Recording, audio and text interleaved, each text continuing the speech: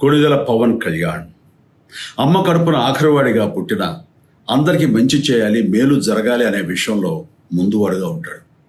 తన గురించి కంటే జనం గురించి ఎక్కువగా ఆలోచించే మనస్తత్వం నా తమ్ముడు కళ్యాణ్ బాబుది. ఎవరైనా అధికారంలోకి వచ్చాక ప్రజలకు ఏదైనా చేయాలనుకుంటారు.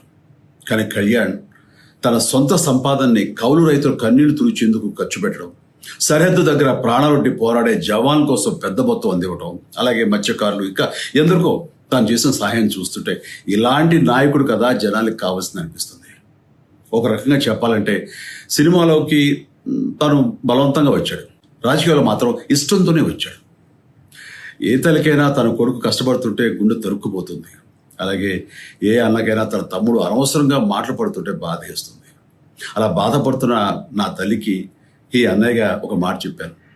నీ కొడుకు ఎంతో మంది తల్లుల కోసం, వాళ్ళ బిడ్డల భవిష్యత్తు కోసం